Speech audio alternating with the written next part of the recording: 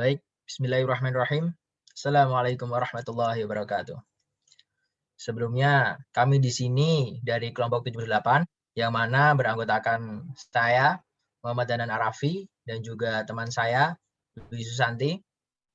Dan kami di sini akan mempresentasikan dari penugasan ACC paham di modul keempat, yaitu tentang meliputi web dinamis tersebut. Ya, mungkin untuk penjelasannya langsung saja saya berikan ke teman saya, monggo. Baiklah, di sini saya akan menjelaskan mengenai web dinamis dengan Django. Yang pertama yaitu adalah web dinamis dengan Django. Web dinamis merupakan sebuah website yang memungkinkan penggunanya untuk berinteraksi secara langsung, dalam artian pengguna dapat menambah, memodifikasi, ataupun menghapus konten di dalam sebuah web tanpa harus membuka struktur kode dari web tersebut. Kelebihan dari web dinamis, yang pertama, konten dan layout dapat berubah-ubah. Yang kedua, menggunakan pemrograman server untuk mengatur perubahan data. Yang ketiga, konten web dan layout halaman dibuat terpisah, sehingga loading halaman lebih cepat. Yang keempat, dapat menggunakan database untuk menyimpan konten. Yang kelima, bisa memfasilitasi komunikasi dua arah antara pengguna dan pemilik. Sedangkan kekurangan web dinamis yaitu lebih kompleks sehingga sulit dalam pencarian search engine. Selanjutnya adalah mengenai database. Database merupakan sekumpulan data yang tersusun atau terorganisir dan tersimpan dalam penyimpanan data, kemudian diintegrasikan sehingga dapat diakses oleh pengguna waktu membutuhkannya, dan memberikan informasi yang optimal. Komponen yang ada pada database yaitu yang pertama data, meliputi data operasional, data masuk, dan data keluar. Yang kedua, hardware, peralatan untuk menyimpan database, peralatan input atau output, peralatan komunikasi data. Yang ketiga ada software, itu meliputi SQL, server, MySQL, dan MySQL. Yang keempat ada user, itu meliputi DBA atau database administrator, pemrograman, dan end user. Selanjutnya adalah proses mengubah data. Yang pertama itu ada menampilkan data. Script dari menampilkan data itu ada from, Django, contrib, import, admin, sampai di namespace dashboard. Dari script data dapat kita tahu bahwa import view digunakan untuk mengatur tampilan dari data yang telah dimasukkan, kemudian pada script terakhir dalam dashboard berarti memasukkan data dashboard agar tersambung dan dapat dieksekusi di dalam tampilan. Selanjutnya ada menambahkan data. Scriptnya yaitu dari from Django shortcut import render redirect sampai barang form. Untuk tambah data, kita juga memasukkan database pada import agar data yang kita masukkan juga dapat tersambung dengan data web yang kita gunakan. Kemudian jenis yang digunakan di sini adalah barang form, yang mana dapat berupa user atau non, dan metode yang digunakan di sini adalah metode post, dan konteks yang digunakan juga berupa tambah data, seperti proses yang dilakukan di sini digunakan untuk menambahkan tambah data. Selanjutnya, ada menghapus data.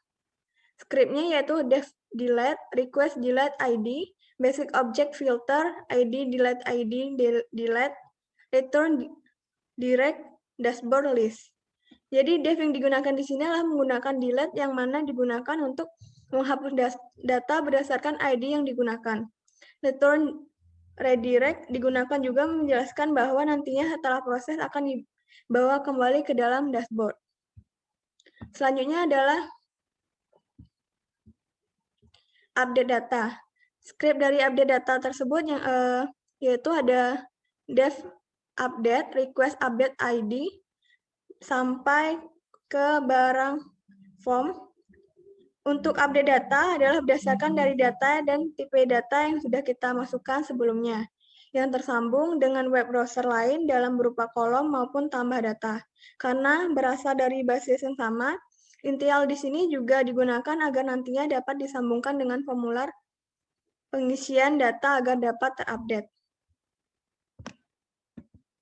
Mungkin itu saja yang dapat saya sampaikan. Selanjutnya saya kembalikan ke Saudara Hanan.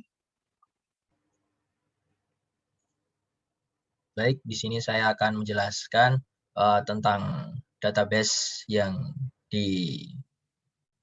digunakan dalam web dinamis. Oke, untuk tampilan awalnya seperti ini.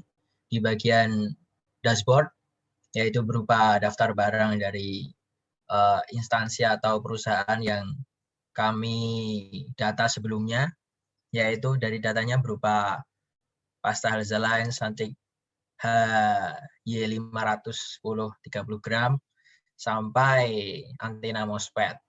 Dan untuk di sini ada 8 kolom, itu belum termasuk nomor dan aksi, ada nama barang, harga barang, permintaan, tujuan, nama pembeli, pembayaran, tanggal barang, dan keterangan. Dan untuk tipe data yang digunakan di sini itu ada char atau bisa dilihat pada baris pertama di nama barang. Kemudian untuk harga barang, stok barang, permintaan, pembayaran, itu kita menggunakan integer file, yaitu yang mana menjelaskan tentang data yang digunakan itu tentang angka. Dan untuk yang lainnya seperti tujuan itu juga char fields. Terus untuk tanggal transaksi itu kita menggunakan date fields, yang mana itu adalah tipe yang prosesnya itu dapat menampilkan data berupa tanggal. Kemudian yang terakhir adalah keterangan. Dan keterangan di sini kita menggunakan text file karena mungkin kadang keterangan juga berbeda-beda dan kebetulan juga, tapi di sini untuk keterangannya clear semua. Dan untuk sisanya itu ada aksi. Aksi di sini ada update data dan juga delete. Dan untuk update data ini contohnya misalkan namanya kita ganti. Misalkan tongkat dewa, kemudian harganya 1.000, kemudian stoknya 1, permintaan juga 1, kita ganti tempat menjadi Bandung misalkan, nama pembeli kita ganti siapa untuk nama pembeli ini, Anto. Untuk pembayaran karena sesuai harga barangnya 1.000 maka kita isi 1.000. Kemudian untuk tanggalnya kita isi random saja 2021. Sekarang itu Juni tanggal 25. Oke, untuk keterangan clear saja sama. Nah, dan data yang kita update tadi itu sudah masuk di tampilan di sini karena sudah terbaca di database juga, yang mana tersambung ke phpMyAdmin. Nah, itu untuk update data. Dan untuk hapus data, kita bisa klik di icon yang sebelahnya, yaitu klik icon yang berupa tanda X. Nah, maka data berupa tongkat dewa tadi sudah terhapus. Dan selain itu, di sini juga kita ada tambah data. Nah, tambah data ini untuk menambah data yang ada di kolom. Ya, kita isikan pasal Halzaline, terus harganya 9.000 misalkan. Untuk stok barangnya 61, kemudian permintaannya hanya 1, tujuan Yogyakarta misalkan, nama pembeli Rozi mungkin, pembayaran sama seperti harga, sesuai permintaan juga. Transaksi ya mungkin kita ambil tanggal ini, dan untuk keterangan clear ya, karena semua transaksi semua sudah dilakukan. Misalkan kirim, maka data yang kita masukkan tadi sudah ada di kolom yang paling bawah. Ya, pasta Halzaline 9.000, stok 61, jumlah permintaan 1, Yogyakarta untuk tujuan, beli Rozi ya, yaitu dari data yang kita masukkan. Itu untuk tambah data. Dan selain itu kita juga ada grafik mungkin. Grafik di sini adalah penjualan selama 6 bulan terakhir dari Alnek, yaitu di Juli ada penjualan dan keuntungan sebesar 100.000, namun di Juli mengalami penurunan, kemudian naik di Agustus, September, dan turun sampai November, dan juga naik di akhir tahun yaitu di Desember.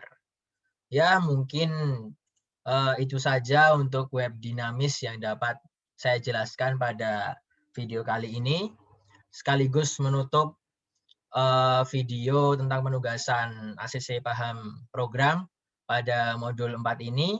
Maka saya cukupkan sekian, kurang lebihnya mohon maaf dari kami, karena kami masih banyak keterbatasan. Ya, sekian. Wassalamualaikum warahmatullahi wabarakatuh.